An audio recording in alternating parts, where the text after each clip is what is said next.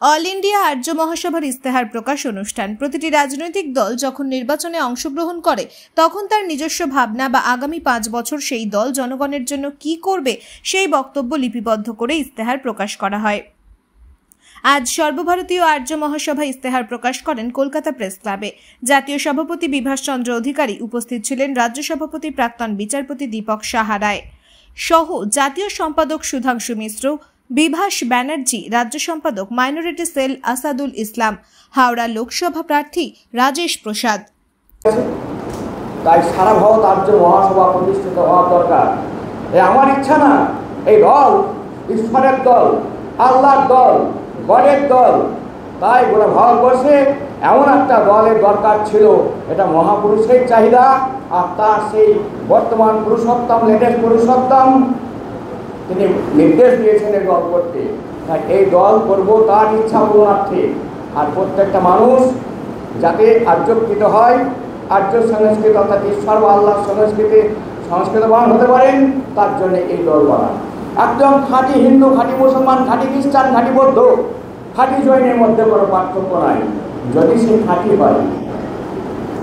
নবী সাহেব তার ধর্মতন্ত্র 5টা স্তম্ভের উপরে প্রতিষ্ঠিত করেছিল: রোজা, নামাজ, জাকাত, কালেমা, হজ। পুরুষোত্তম ঠাকুর অনুকূলচন্দ্র কিন্তু যজন, যাজন, ইষ্টভীতি, সস্তাতি, সদাচার, তার উপরে তার ধর্মনীতি প্রতিষ্ঠিত করলেন। কোন অবদান পুরুষ কার নিন্দা করেছে? কেউ কারো নিন্দা করেননি। আর ধর্ম কখনো বহু হয় না, ধর্ম এক, সম্প্রদায় আলাদা। তাই আর্য কৃষ্টি আমরা প্রতিষ্ঠিত করবই। যা হওয়া উচিত ছিল তা যেখানে হচ্ছে না সেখানে আমরা লড়াই নামবই। ধর্মের নামে কলুষতা আমরা বরদাস্ত করবো না। আর যে মানুষটা ইষ্টকেন্দ্রিক হতে পারেননি তাকে আমরা বরদাস্ত করবো না, তার বিরুদ্ধে আমাদের লড়াই চলবে। এই বলে আমার বক্তব্য শেষ করলাম। নতুন দল, এই নতুন দলের প্রয়োজন কেন যদি আমরা দেখি, তাহলে আমরা দেখব এতদিন রাজনৈতিক নেতা এবং নেত্রী বলেছেন ধর্ম আলাদা এবং রাজনীতি আলাদা। কিন্তু উল্টে আমরা দেখতে পাই যে সমস্ত নেতা, নেত্রী, মন্ত্রী, ব্যক্তিত্ব তারা গদিতে গিয়ে বসেন ঠিক ঈশ্বরের নামে শপথ বাক্য পাঠ করে। তাহলে ধর্মতন্ত্র, রাজতন্ত্র আলাদা হয় কি করে? যদি ধর্মতন্ত্র আলাদা হয় আর রাজতন্ত্র আলাদা হয়, রাজতন্ত্রের ভিতর দিয়ে যারা জিতে এলেন তাদের ঈশ্বরের নামে শপথ বাক্য পাঠ করা দরকার হচ্ছে কেন? আবার যিনি দেশের প্রধানমন্ত্রী, রাষ্ট্রপতি, বিচারপতি, তারাও কিন্তু ঈশ্বরের নামে হোক, আল্লাহর নামে হোক, শপথ বাক্য পাঠ করে কিন্তু চারিদিকে বসে। আমরা দেখতে পাই যারা এমএলএ, এমপি এবং অন্যান্য ভোটে জিতে আসেন, বেশিরভাগ আমরা এখনকার সমাজ অবস্থায় দেখতে পাই অধর্মীয় পন্থায় তারা ভোটে বেশিরভাগ জিতে। কেমন অধর্মীয় পন্থা? রেপ অর্থাৎ ধর্ষণ, মার্ডার, ছিনতাই, অপরকে ছোট করা, গালাগালি, লেচ্ছপনামি, এগুলোর ভিতর দিয়ে যত অধর্মীয় পন্থা আছে, মার ডান্ডা, বহু কিছু আপনারা দেখতে পাচ্ছেন।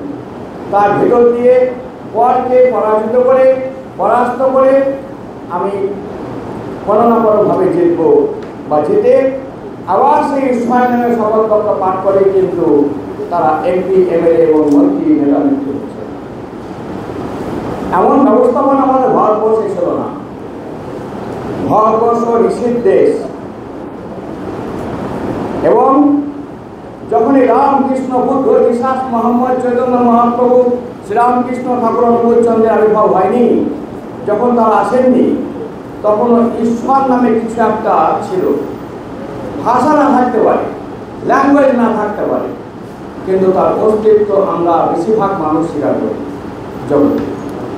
তাই এই যারা স্বীকার করলাম তারা আস্তিক বা আর্য সংস্কৃতিতে সংস্কৃতবান বা আর্য সংস্কৃতিকে স্বীকার করি। আর যারা সেই আজকে মানলাম না, তাকে আপনি যে ভাষায় বলুন না কেন, আল্লাহ বলুন, ঈশ্বরই বলুন, গডই বলুন, ভগবানই বলুন, দেবতাই বলুন, আমরা যারা তাকে স্বীকার করলাম না তারা অনার্য ও নাস্তিক। এখন কথা হচ্ছে, যারা নিজেকে অনার্য বলে মনে করেন, নাস্তিক বলে মনে করেন, তাদেরকেও আশ্রয় প্রশ্রয় দিয়ে আর্যীকৃত করার দায়িত্ব কিন্তু আমাদের। আর্য মহাসভা কারো নিন্দা করে না, কোনো ব্যক্তির নিন্দা করে না, কোনো মন্ত্রীর নিন্দা করে না, কাউকে ছোট করে না। কেননা আর্য সংস্কৃতি ঈশ্বরের সংস্কৃতি। যিনি খারাপ তারও বাপ মা ঈশ্বর, যিনি ভালো তারও বাপ মা ঈশ্বর, আর ঈশ্বর পরম দয়াল, তার কাছে ভালো মন্দ এর কোনো ক্লাসিফিকেশন নেই। কিন্তু আর্য মহাসভা নিন্দা করে কার? অসভ্যের নিন্দা করে, অসদের নিন্দা করে, অবনতির নিন্দা করে, যা হওয়া উচিত ছিল হয়নি তা নিন্দা করে, ভারতবর্ষের চেহারা কেমন হওয়া উচিত ছিল সেটা হয়নি তা নিন্দা করে। এই আর্য সংস্কৃতি ভারতের প্রাচীনতম সংস্কৃতি, তাই আর্যাবর্ত বলা হয় ভারতবর্ষকে। আমরা যদি সেই আঁককে মানি, তার নীতিবিধানকে মানি, সেই আচরণে অভ্যস্ত হতে হবে আমাদের প্রত্যেককে। আর তাতে করে আমরা আমাদের প্যাশন অ্যান্ড কমপ্লেক্স ব্যক্তি প্রবৃত্তিকে চিনতে পারবো। কোন মহাপুরুষ আমার কাছে ভোট চাইতে আসছে, কেন আসছে, তিনি কি whether he is lighted? That very question we can raise in front of the people. কোনো একজন আপনার বাড়িতে ভোট চাইতে আসছে আপনার মঙ্গল করার জন্য, মঙ্গলের চেহারাটা কেমন? ভারতবর্ষের আর্য ইতিহাস তা প্রমাণ করে দেয় মঙ্গলের চেহারা কেমন। আমি নিজে লাইটেড নই, আমি নিজে আলোকিত নই, আমি নিজে মঙ্গলকে চিনলাম না, অথচ আপনার বাড়িতে গিয়ে মঙ্গল করে দেব, এটা একটা বেয়াদবি। তাই মহাপুরুষের কণ্ঠে ঘোষিত হলো, ইষ্ট নাই নেতা যে জমের দালাল কিন্তু সেই। ধর্মতন্ত্র যার মধ্যে প্রতিষ্ঠিত হয়নি তার রাজনীতিতে কোনো অধিকার থাকতে পারে না, তিনি রাজনৈতিক নেতা হতে পারেন না। এমনকি ধর্ম নিয়ে নাট্যার হয়, ধর্ম নিয়ে কালচার হয়, এমনকি বিচার ব্যবস্থা পর্যন্ত, সেখানেও কিন্তু দেখবেন বিচারপতিগণ কিন্তু ঈশ্বরকে সম্মান করেন, ঈশ্বরের নামে শপথ বাক্য পাঠ করে কিন্তু চেয়ারে গিয়ে বসেন। আর যখন বিচার করেন তখন ভাবেন যে আমি সত্য বলছি না মিথ্যা বলছি, ঈশ্বরের নামে তাকে সত্যটাই করতে হয়। আমাদের রাজনীতিতে নেতামন্ত্রী যারা হবেন, যারা মানুষের মঙ্গল করতে চান, মঙ্গলের দিকে এগিয়ে দিতে চান, you want to convert the mind of the people to the spirituality, but you are not spiritual. আপনি ইষ্টকেন্দ্রিক মানুষ না, আমি ইষ্টকেন্দ্রিক মানুষ নই, কেমন করে মানুষের মঙ্গল করবো? কি বলে? শুভ নববর্ষের যদিও চলে গেছে, তার আমি তৃতীয় শুভেচ্ছা জানাচ্ছি সকলকে। আজকে আমাদের সর্বভারতীয় আর্য মহাসভার একটা গুরুত্বপূর্ণ দিন। আজকের দিনে আমরা ওই রাজনৈতিক পার্টি যেটা সবে জন্ম নিয়েছে তার ইস্তাহার প্রকাশ করব। এই ইস্তাহারের থেকেই বোঝা যাবে আমাদের ভবিষ্যৎ কর্মপন্থা, আমাদের লক্ষ্য, এগুলো আমরা সব বুঝিয়ে দিতে পারব। অতএব এই ইস্তাহারটা আজকে খুবই গুরুত্বপূর্ণ দিন আমাদের এই নব জাতক বলতে পারেন, এই আর্য মহাসভার একটা গুরুত্বপূর্ণ দিন। আপনারা সবাই এসেছেন, আপনাদের অসংখ্য ধন্যবাদ। এই বলে আমি আমার বক্তব্য শেষ করলাম। নমস্কার। সবাই যদি পৃথিবীর বৃহত্তম গণতান্ত্রিক দেশ এই ভারতবর্ষ, গণতন্ত্রের পূজা হয় এই দেশে, কিন্তু আজ এই গণতন্ত্র কিছুটা হলেও আহত। কারণ বর্তমানে বিভিন্ন রাজনৈতিক দল যেভাবে ধর্মকে ব্যবহার করে বা ধর্মে বিভাগ তৈরি দৃষ্টিকোণ তৈরি করার চেষ্টা করছে, ঠিক এই ক্রাইসিসের মুহূর্তে সারা ভারত আর্য মহাসভা আত্মপ্রকাশ করেছে। যদি কেউ ভাবেন যে হঠাৎ করে এই রাজনৈতিক দলের সূচনা কেন হতো, আপনাদের জানিয়ে রাখি এই রাজনৈতিক দল আজকে আত্মপ্রকাশ করেছে ঠিকই এবছর, কিন্তু প্রস্তুতি শুরু হয়েছিল আজ থেকে 11 বছর আগে। 2013 থেকে প্রস্তুতি যে শুরু হয়েছিল তার আত্মপ্রকাশটা আজকে দেখছেন, কিন্তু এর পিছনে বিগত 10 বছরের কঠোর পরিশ্রম, কঠোর বিশ্লেষণ, ভাবনা, চিন্তা, অনেক কিছুর আত্মপ্রকাশ আছে। আজ আমাদের ইশতেহার আমরা প্রকাশ করবো। আমার সাংবাদিক বন্ধুদের কাছে অনুরোধ, আপনাদের যদি কোনো স্পেসিফিক প্রশ্ন থাকে আপনারা করতে পারেন, আমরা তার উত্তর করবো। ডেফিনেটলি কেন এলাম আমরা, আমাদের উদ্দেশ্য কি, আর্য সংস্কৃতি কি, আর্য নাম দিয়ে কেন সারা ভারত আর্য মহাসভার নাম দিলাম আমরা, এর পেছনে কারণ কি, যদি সরাসরি প্রশ্ন করতে পারেন সেই প্রশ্নের উত্তর আমরা দেব। এছাড়া বিস্তারিতভাবে আর্য মহাসভার বিভিন্ন বিষয়গুলো তুলে ধরবেন আমাদের মাননীয় রাষ্ট্রীয় সভাপতি, ন্যাশনাল প্রেসিডেন্ট শ্রী অধিকারী মহাশয়। যদি আপনাদের কোনো স্পেসিফিক প্রশ্ন থাকে আবার বলছি আপনারা করতে পারেন, আমরা তার উত্তর দেব। নাহলে আমি আমার বক্তব্য শেষ করছি। প্রার্থী দিয়েছি, তারা প্রচার করছেন। আমার পাশে এখন রয়েছেন আমাদের হাওড়া সদর কেন্দ্র থেকে লড়াই করছেন রাজেশ প্রসাদ। রাজেশ প্রসাদকে আমি অনুরোধ করছি বক্তব্য করার জন্য এবং পরিকল্পনার জন্য।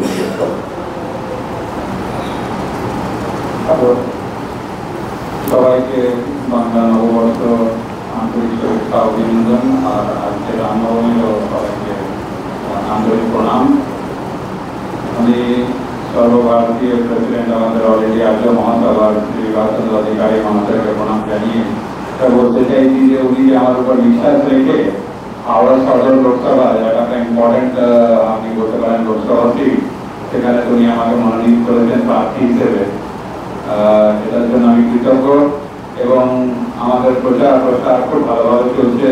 আর স্যারকেও আমি জানিয়েছি যে ওনাকেও আমন্ত্রণ জানাচ্ছি এই মঞ্চ থেকে যে ওনাকে খুব শীঘ্রই আমার ভয়ে প্রচারে নামতে হবে।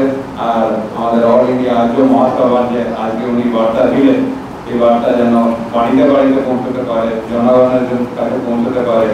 আর ওনারা যাতে ভোটের মাধ্যমে আমাদেরকে আশীর্বাদ দেন এই 2024 লোকসভা ইলেকশনে, এই কামনাই করি। অনেক অনেক আপনাদেরকে ধন্যবাদ, আপনারা বন্ধুরা যারা আজকে এখানে উপস্থিত হয়েছেন। Thank you very much. লোকজনকে আমি মাইনরিটিসের পক্ষ থেকে সকল অভিনন্দন জানাচ্ছি। আজকে এই রাজনৈতিক দলের ইশতেহার প্রকাশ আপনারা সকলেই জানেন, যে অনুষ্ঠানে আপনারা সকলেই এসেছেন। আমরা অলরেডি বেশ কিছু লোকসভা আসনে আমাদের প্রার্থীদেরকে প্রতিদ্বন্দ্বিতা করার জন্য মনোনীত করেছি। তো আমাদের কর্মকাণ্ড কি হবে, আমাদের দলের কি লক্ষ্য, কি উদ্দেশ্য, সেটা জনগণের কাছে জানানো খুব প্রয়োজন। সেই কারণে আজকে ইশতেহার প্রকাশ। ছাড়ছে না আজকে কেন্দ্রীয় এজেন্সির হেফাজতে রয়েছেন দলের জেলা সভাপতি, আপনি কি বলছেন অপরাধের জন্য, মানে দুর্নীতির জন্য? দেখুন, ধোয়া তুলসী পাতা কে আমরা দেখলাম এত বছর ধরে, যতদিন বয়স হলো যেন থেকে বুঝতে শিখলাম, দেখলাম কোনো দলের নেতাই ধর্মীয় নেতাটা বলতে পারবে না এবং ধোয়া তুলসী পাতাটা বলতে পারবে না। যে যখন ক্ষমতায় থাকে অপরকে কেমন করে চক্রান্ত করে কেমন কি করতে হয় তাই করে, তাই হয়েছে। আবার কিছু অন্যায় নাই তাও না, কোনো জায়গায় অন্যায় পকট একটু বেশি, কোনো জায়গায় অন্যায়ের পকটটা একটু কম। ধোয়া তুলসী পাতা কেউ না।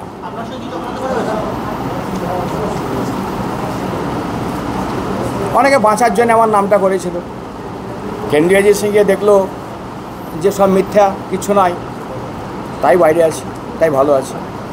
কেন্দ্রীয় এজেন্সি যে কোনো খারাপ কাজ করেছে তা বলতে পারবো না, তারা তাদের কাজ করেছে, কিছু পায়নি। হ্যাঁ, যেহেতু কৈলাস বিজয়বর্গী আমাদের আশ্রমে যেত, আমাদের আশ্রমে অ্যাডভাইসার, তাই ভাবতো একে ধরলে হয়তো নামটা করলে হয়তো আমরা বাঁচতে পারবো, সে কাজটা হয়নি। আমার নামটা বলো।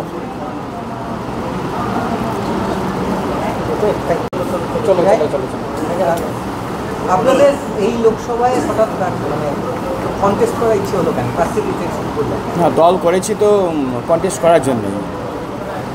সারা ভারত আর্য মহাসভা প্রতিষ্ঠিত করেছি আর্য সংস্কৃতি প্রতিষ্ঠার জন্য। কাজে প্রার্থী না দিলে কী করে হবে? উদ্দেশ্যটা কি? গোটা ভারতবর্ষে আর্য কৃষ্টি প্রতিষ্ঠা করা। ভারতবর্ষ আমাদের প্রাচীন ইতিহাস দেখলে আমরা দেখতে পাই যে ভারতবর্ষকে আর্যকে আর্যবর্ত বলা হয়। এবং আর্য কৃষ্টি যখন থেকে ভেঙে গেল তখন থেকে আর্য মানে ভারতবর্ষের অবনতি শুরু হয়েছে। এই আর্য কৃষ্টি আমাদের প্রাচীন কৃষ্টি। যারা সে এককে মানলো তারা আর্য বা আস্তিক, যারা সে এককে মানলো না তারা অনার্য বা নাস্তিক। এখনকার নেতা নেত্রীদের চরিত্র দেখবেন নাস্তিকের মতো হয়েছে, এখানে এক কথা আর জায়গায় পাল্টে আর এক কথা। এবং ভোট পাওয়া এবং অপরকে পরাজিত করার যে পন্থা তা কিন্তু সবটাই অধর্মীয়। অথচ ধর্মের নামে গিয়ে শপথ বাক্য পাঠ করে গিয়ে কুর্সিতে বসছেন।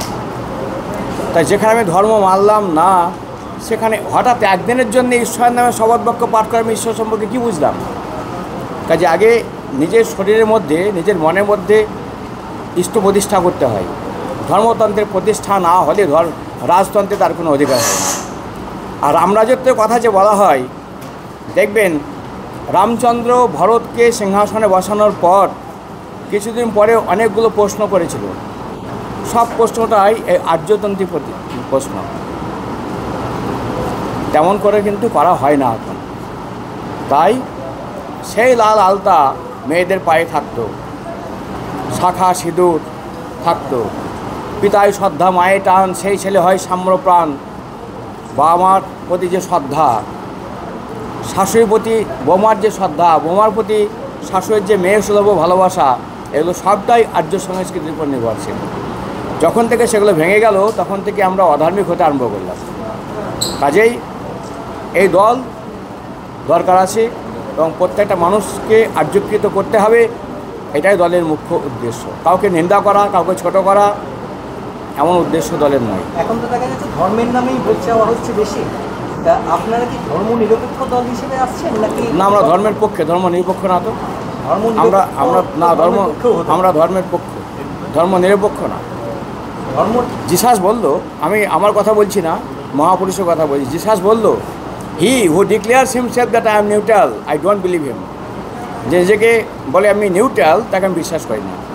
আবার বলল, he who loves his parents more than me, I don't believe হিম।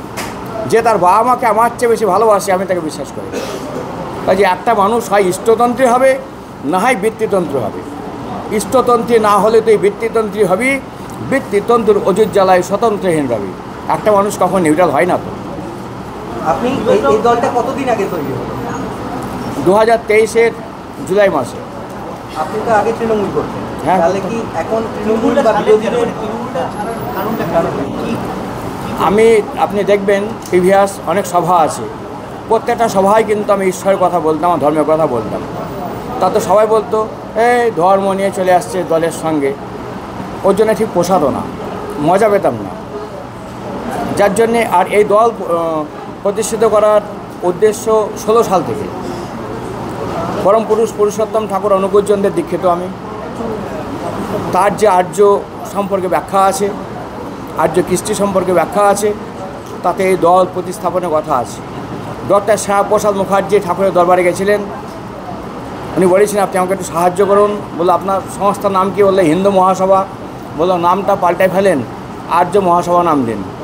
উনি সেটা করেননি, আরও যা যা নির্দেশ দিয়েছিল করেনি। আমার জন্য মনে হয় ফাঁকা ছিল, তাই আমি এটা করলাম। আমি অন্য কোনো জায়গায় যাইনি, নতুন দল করলাম। আপনি তো দীর্ঘদিন বীরভূমে আপনার ছিল, সেখানে তো তিনি ছিলেন, এখন তিনি জেলে, কিন্তু তার সঙ্গে তো আপনার সুসম্পর্ক ছিল। হ্যাঁ, সে কখনো অবজেকশন জানায়নি বা আপনি তার সঙ্গে সম্পর্ক জানি? না, আমাকে ধর্মের কথা বলতে কখনো নিষেধ করেনি, আর কোনোদিন কোনো বাধা সে দেয়নি। কিন্তু আমার ভালো লাগতো না, কারণ পুরোপুরি ঠাকুরের কথাটা বলতে পারতাম না, আর্য কৃষ্টির কথা বলতে পারতাম না। না, এটা কর্মীরাই বলতো, ধর্ম রাজনীতি কি এক, খুব শ্রদ্ধার সঙ্গেই বলতো। আর আমিও বুঝতাম যে আমার মাথায় যদি মানে হটলাইন থাকে, হাইকমান্ড থাকে, তাহলে আমার ইচ্ছা মতো আমি দলটাকে করতে পারবো না, তাই নতুন দল করলাম।